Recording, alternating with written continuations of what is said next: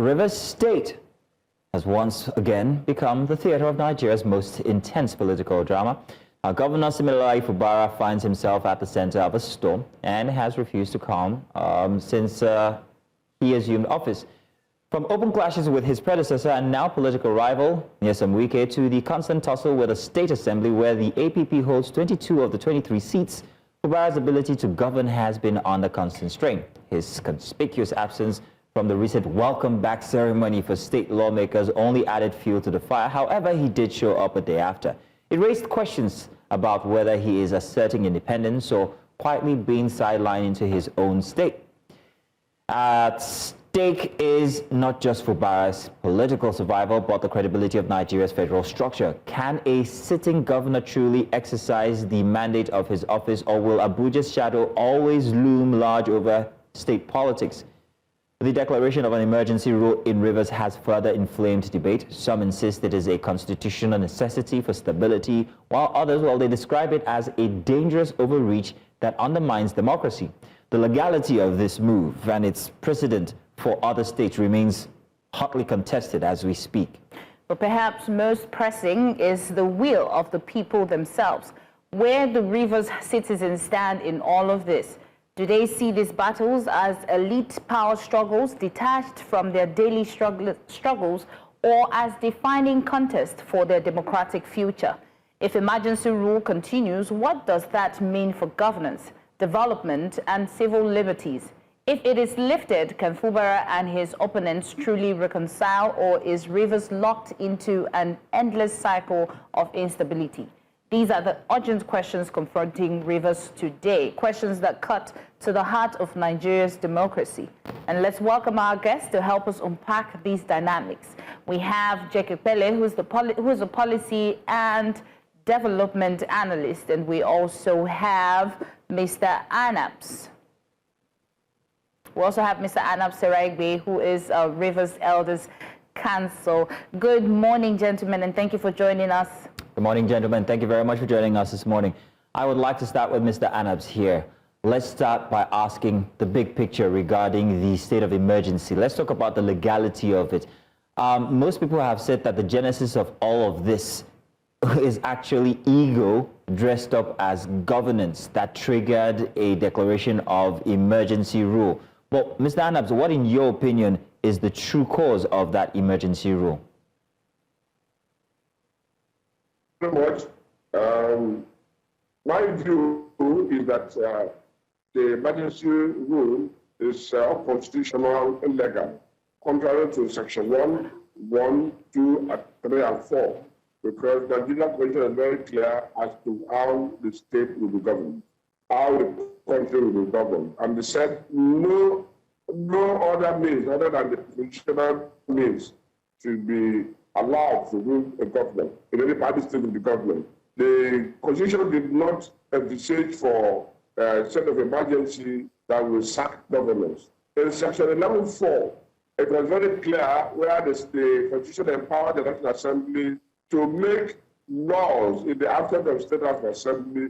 But the same Section 11.4, the last paragraph, it is very clear that nothing in this section shall empower the National Assembly to make laws that will remove the governor or a deputy governor from office. They relied on Section 305. Section 305 is meant for states like Borno State, Benue State, Plateau State, Zamfara State, and other states where there are security threats. Rivers State was not a security threat at all. So for a president to declare a state of emergency, I think it's absurd. It's not purely legal, it's not constitutional. And if we should rule a democratic government like a military dictatorship, then it's unfortunate, because Nigeria don't need dictatorship. We don't need any military coup anymore. And if a democratic elected government will bring in the military to run the government, it's quite unfortunate. Okay, so now, Mr. Anabs, you've just noted that, or you said, according to you, that it is illegal, but it has happened. Democracy rule has been reinstated. Now, from now on, what do you think might happen in Rivers State? How do you think the exercise of governance is going to go, seeing the dynamic that we currently have here with a council or chairman across the state, 22 local governments. We have 22 of them, the APP, and then just one from another party. What do you think this dynamics means for Rivers State? Almighty that they have restored, he has assisted to restore democracy back in Rivers State. I also thank the governor, because if not for the type of governor we have, maybe there would have been breakdown of law and order in Rivers State when there was no need for that. And I also thank the regional leaders like Pam Niger Delta Forum, the lawyers, and all Nigerians who came out in full towns to say, look, enough of this, and this is not fair. We thank them immensely. The Rivers people are happy with them. The Rivers people are today happy that we have gotten our governor. The governor we elected is back in the state. Having said that, what I bridges across all stakeholders, including those you call the survivors, because we don't need problem again in Rivers State. The few period, the 6 months, was a waste to Rivers people, because the Cheta administrator did not do anything. All he came to do was to launch lavish our resources the way he likes, without any meaningful development in the state. And that is a big loss to the state. So I believe all the characters involved have learned their lessons. We have all learned lessons from what has happened in the past. So the governor, as he has come back, is a peaceful person. He should continue with his peaceful style of governorship and ensure that the build bridges, reach out to all the parties involved so that we can get peace and have good governance in the states. Thank you. Okay, so Mr. Epelle, the presidency justified the emergency rule on grounds of security and governance breakdown. What's your take on it? I think we have moved from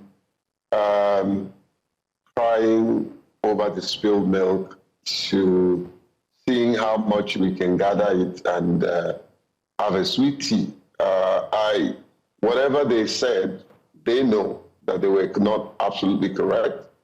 And so the issue of whether there was a breakdown of law and order that necessitated the emergency rule has become history. They know that what they did was unconstitutional. I know that the president has a right to declare the state of emergency, but the elected president has no right to remove an elected government. We've said it times without numbers. So let's move forward. The issue right now is what they have done have further tested the popularity of Siminalayi. And truly and really, the people love him. But what he does with the people is what matters. We've always stood on principle that this fight for democracy is not just about Fubara, it's about the office he occupies. It's about the people of Rivers State. It is about the soul of democracy. It's about the civility that the Riversman is known for. And that's what we will continue to fight. If he comes and represents the principles of democracy and what the people needs, he will get our support. If he doesn't, there are many of us that will stand up and say no. So it's not a case of who he represents. It's a case of him representing the people. And that's what matters. Yeah, so Mr. Epelle, the governor said yesterday that the president had brokered peace, with all parties, and, they've agreed to bury their hatchet. So now I want to talk about the local government election that happened under the emergency rule. Do you think that will stand, or is going to be null and void now that we have Governor Fubara back? Complication.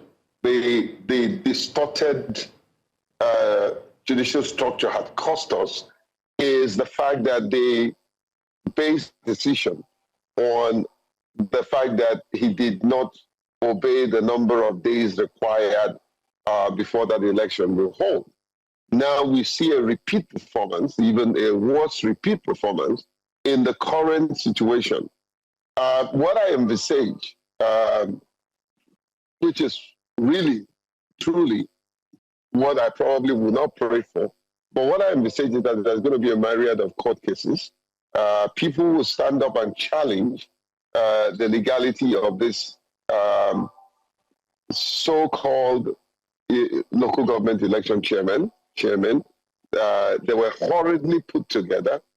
I can tell you for free that we've come of age and we cannot accept whatever anybody imposes on us as Rivers people. We will accept the true principle of justice. We will accept the true principle of democracy. We will accept the will of the people and the morality of every decision, if it is truly moral. So let's see how it plays out. But right now, my focus and the focus of every well-meaning Rivers people is to see that governance will take a course and that the three arms of government will work together in order to move the state forward. We've been taken for granted. Our resources have been drained. People that don't have the right have siphoned our resources. And some of us will stand up and challenge because leadership is all about accountability. And accountability is responsible leadership. And so we will stand up to that. And I dare say that Abbas must be held accountable for what he did and how he spent what he spent. Period. Mr. Anabs, now I can't help but note that there is a sense of, let's just get on with business. Let's get on back on top of things. There's a sense of optimism with your comments there, and which I appreciate. However, there is also very detailed, nuances to take note of here when it comes to how governance is to proceed. We have joining us in the studio here Cheta Nwanze, who is lead partner at SBM Intelligence. And I'd like to ask you this question, Cheta. Cheta, welcome. Thank you very much for joining us through the odds this morning. Thank you. I'll send you an invoice because you are responsible. Well, it's very interesting to see that Rivers people are ready to just get on with it. They spent 6 months and they've called it a waste, according to Mr. Anabs here, Mr. Epelle. Nothing's happened when it comes to development. But then again, if governance is all about development and providing for the people, you have to have a handshake between legislative and executive. We have a very interesting dynamic here, especially when it comes to the local government chairman. How will Governor Siminalayi Fubara navigate these waters? And then at the end, what prospects for his future as a politician even? Thank you for having me. I don't think that Sim Fubara has so many prospects for the long term. Short to medium term, he probably has some prospects. At the end of the day, he's still the executive governor. But one thing that this has shown is that he's not a very strong character. And people would have noted and they will take advantage of it. He didn't fight for his position, despite the fact that what we saw was constitutional overreach by the president. And I think that's where we have to start from. You can't have sustainable development when people are willing to trample on the set laws of the land. And more importantly, the judiciary just basically sits back and throws its face away. I think that the biggest travesty of the entire saga is the fact that the Supreme Court for 6 months did not hear a case that was brought before it on the legality of this. What has happened is that they've essentially set a precedent which will become a norm going forward. And you will find that a lot of more people will be willing to challenge Mr. Fubara on basically inanities because they know that he's going to be walking on eggshells for basically the rest of his tenure. And what does that portend for the state, for governance in the state? Instability. I mean, if we want to be brutally frank, Rivers has not been known to be the most stable state when it comes to governance. The Rivers State has so many larger-than-life personalities, and at the bottom of this, there's a personality clash. So I see it continuing. I don't see the FCT minister, and it's interesting that he's not being mentioned, but he was one of those that was called for a peace meeting. I don't see him letting go just like that. So you will see these various attempts at personalizing power and more overreach. Now, thank you for saying that.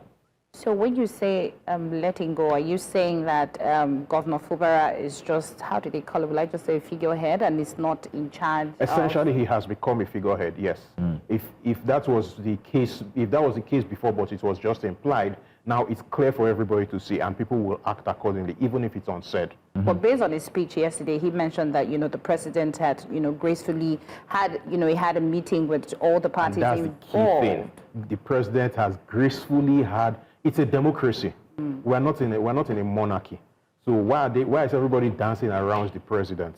We are giving the presidency too much power in our democracy. There's supposed to be 3 arms of government: the executive, the legislature, and the judiciary. The other 2 failed in their duties in this whole saga. Look at witness the votes in the National Assembly that let the state of emergency pass. There's no record of who voted for what. Despite the fact that there were people who protested loudly, they were overruled. It was a voice vote. That was a failure. I've talked about the judicial failure.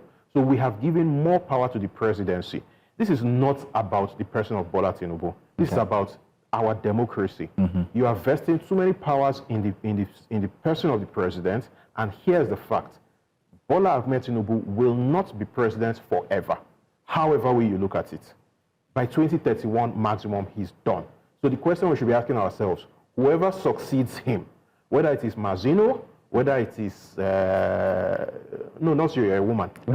Whether it is Yahaya Bello, whether it is Kashim Shettima, whether it is Nasser El-Rufai, whoever succeeds him, do you want that person to have all of these powers? These are the questions we should be asking. There's so much to take away from what you have just said, but first of all, I would like to point out that there have been people who have come back from this kind of instance in the past in Nigerian politics. Ayo Farishe is one of them, Peter Obi is another one, and you can see the level at which they both came back, the furor with which they both came back. But that aside, I want to come to Mr. Epelle here now. Regarding this, the imputes that Cheta has just revealed, he has just told. Like I said from before I asked him that question, there seems to be a sentiment when it comes to people of River State and how they are attending to the issue currently. They want to get it over and done with. Let's just get on with governance. But then these issues have to be taken apart and scrutinized whether you like it or not. This handshake that we speak about between the executive and the legislature, let's bring in the Amaole factor.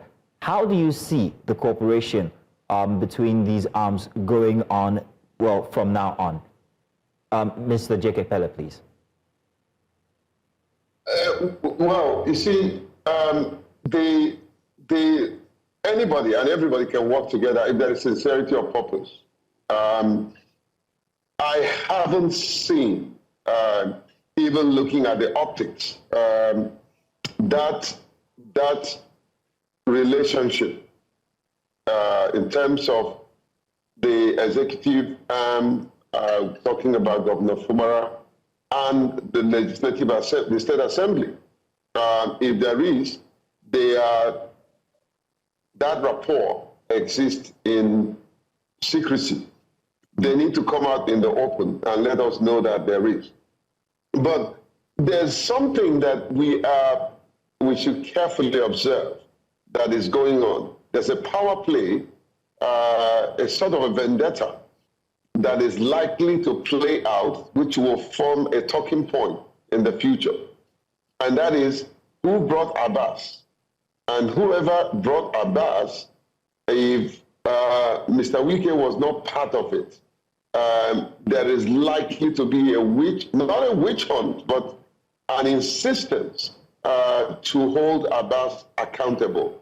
That would be the next level of political melodramatic dynamics that will play out. Because now we're getting the feelers where the State Assembly is insisting that they must probe Abbas. If truly and really he was coming from the camp of Wike, I don't think that would have happened. And so there must be somewhere, somehow, a drum that is being played and a masquerade that is dancing in the open. And we will find out as the day unveils. So, Cheta, I think that's... Now, here's one thing. I'm very philosophical when I make my analysis. Yes, you see, that belongs to the people, and you pocket it. One day, God will set up a scenario and orchestrate a strategy that would make you vomit that money. It doesn't matter how long it takes. And so, like I said, the rivers people resources have been stolen, siphoned by certain individuals and groups, and they think that we have become the cake that anybody can share and eat and go away. It will not happen. God Almighty, the laws of nature will stand up and fight until every market woman resources, until every student of Rivers State, until every professional of Rivers Indigene, until every old person that would die in a hospital that they would have used this money to equip, to provide the medication, until they return them and ensure that the rightful owners of these resources take them and develop within themselves. Until they return it, I tell you, I'm not a prophet of doom. They will not have peace. Okay, thank you, Mr. Jake, for that response. Now, Mr. Anabs, my question to you would be, what role do you see the Rivers Elders Council, the traditional leaders, and the civil society playing, to stabilize Rivers State and, the political environment now that Governor Fubara is back? Well, thank you.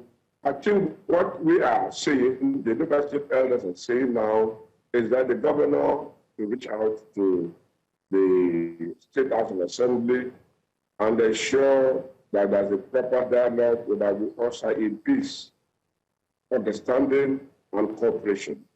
You should also reach out to Nyesom Wike and ensure that there's a good working relationship between two of them.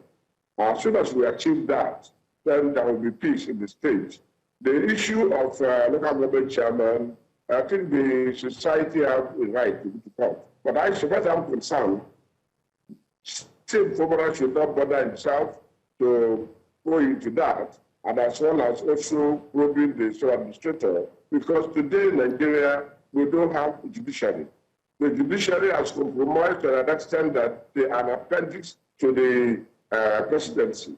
We don't also have the National Assembly.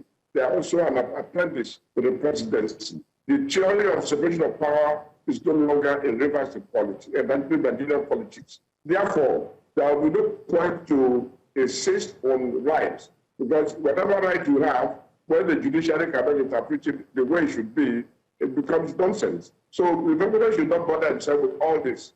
We have lost 6 months already of development. Like I said, the administrator did not do anything within the 6 months that we can see. That hasn't brought any peace, but there was peace in the state before he came. Until he left, there was peace. So he did not really spend our money to achieve anything meaningful for us. We have lost it. Our money has been looted and squandered in any way they like. So let the governor come in now, concentrate on peace building, and see how we can develop the state and cover up these 6 months that we have lost. Because if you want to pursue it as a governor, you will get another fight, and that will take us back. But if you try to make peace with everybody, all concerned, that we are the same family. Rivers State are the same. If I don't want political camp today, but we don't have political camp tomorrow. Politics is all about interest. The moment everybody's interest is carried out, peace will be achieved. And when there is peace, everybody can go on. But that does not stop other interested parties outside the governor who will take the matter to court. Already there are good cases. The Supreme Court today rule against itself in some cases. Therefore, one is afraid if one can go to the Supreme Court and get through good judgment. Otherwise, the local government was not properly constituted as it is, but they did not follow the Constitution, neither did they follow the Electoral Act. All the Rivers State Independent electoral ethics. They did not follow all that. Mr. President has the power to override the Constitution or the Electoral Act or any other law in Nigeria through a order. It is not done anywhere. Thank you, Mr. Anabs, once again. But Governor, please, Mr. Governor, after winning a year, see how you can make peace. Don't listen to any advice that will bring other trouble to the state. Let's go for peace now. Let us see how we can develop the state. Thank you, Mr. Anabs, again. Now, while the governor should focus on peace building, Cheta, I'd like to know 6 months, and then there's queries that the interim, emergency governor perhaps maybe squandered or didn't even do much when it comes to development. I'd like to know how much you think grassroots actually suffered in those 6 months of emergency rule. I'd also like you to tell us what you think would happen for grassroots now that Fubara is back in all his popularity when it comes to grassroots. How will he amend anything that perhaps they might have suffered through the past 6 months? Let's get one thing straight. Fubara isn't popular. If Fubara were popular, there would have been more of a reaction. You're saying he isn't popular? I'm saying he is not popular. He isn't, okay. If he was popular, there would have been more of a reaction when he was unceremoniously removed. I mean, the reaction tells you everything. The fact that now he squandered an opportunity to actually raise his popularity because he was seen in the state merely as a sort of like appendage of Wike. Wike imposed him on people. So his popularity or whatever it is, his support was not organic. And when Wike withdrew that support, we saw the results. Now, he missed an opportunity to actually build some popularity by failing to stand for what was his rights. Now, let us cast our mind back. You mentioned Fayose. You mentioned Peter Obi. I'll add Joshua Dariye. Yeah. When these people were removed, they fought for their position. They didn't just sit back and then go and start. They didn't capitulate. Thank you for that word. They didn't capitulate and then go and start begging, which is what Fubara did. So essentially, again, for me, everything is details. The broad picture, which is what I'm interested in, is a precedent has been set. By the inaction of Fubara himself, by his failure to stand on principle, by the failure of the courts to stand on principle. And we are going to see this kind of thing play out in future. And that's really bad. Now we keep hearing about, oh, let us have peace, let us have peace. What peace is worth it without justice? Because when you have peace without justice, you will still have the simmering tensions. And it is an unpredictable thing, something that nobody foresees, that will bring everything up, that will cause a spark. You have to settle the issues on the ground. And there are a lot of issues. First issue is, does a former governor have a right to keep trying to dictate what is happening in a state after he has governed for 8 years? The answer should be no. So why are we still having this kind of discussions? Oh. Cheta, listen, unfortunately, we've run out of time because we have one more segment we must get to, but Queen had a very interesting question, very summary question she wanted to... Yes, so earlier you mentioned that, President Tinubu would not be president forever, and then you said... Will he be?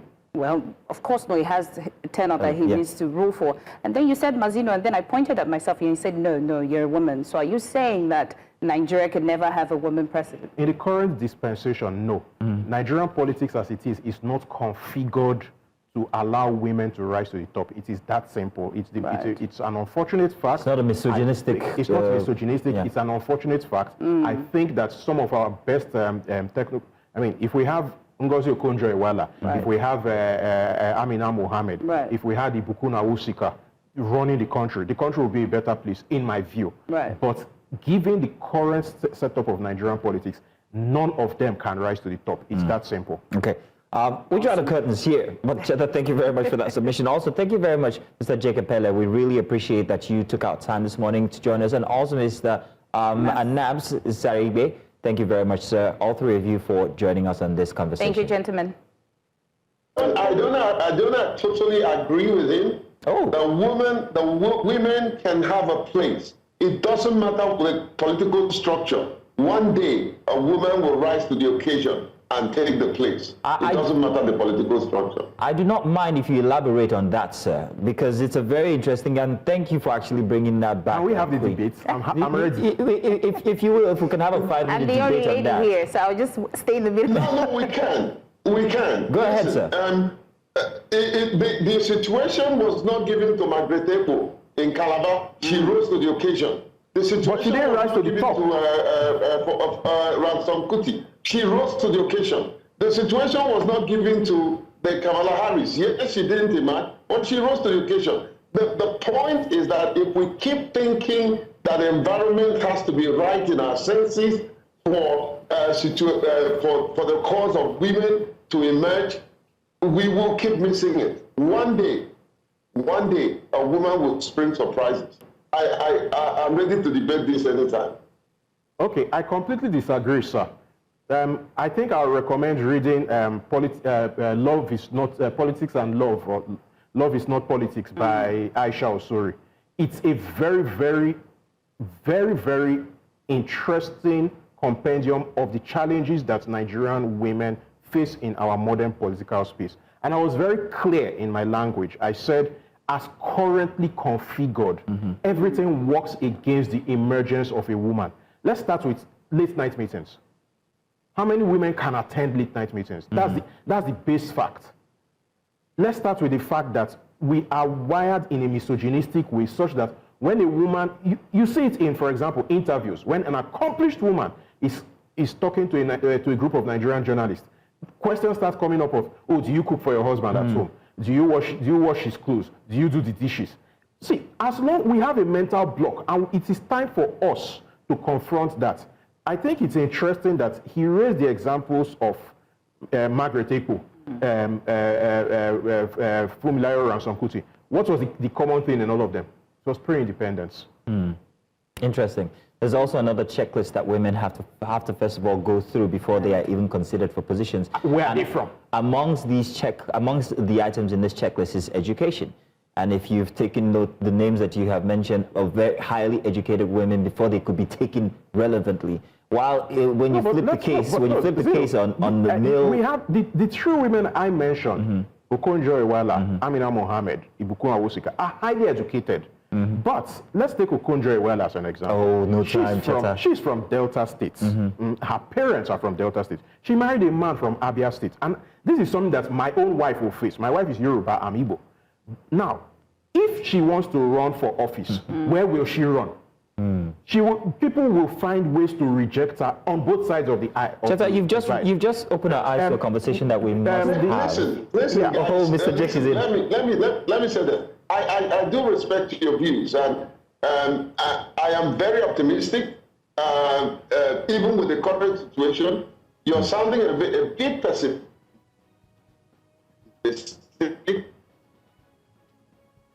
However, my brother, the position that Okonjo. Oh wow, we seem to have lost him. Zoom is being pessimistic. I was enjoying that, Mr. Epelle. I don't know if you're still submitting, but we have lost you, unfortunately. Our apologies, but I think that Cheta, yourself, and Queen have just given us another topic to have as a big, robust conversation, and I'm very excited about that. Thank you very much, Queen. You're welcome. For the wahala you've just brought on this day. Thank you very much to Mr. Anabs Saraigbe as well, and thank you very much, Cheta, for honoring our request. And for the clarity. Yes. Now, this is where we say goodbye for the show today. We have another installment for tomorrow. Do not forget. However, we're going to leave you with a little takeout.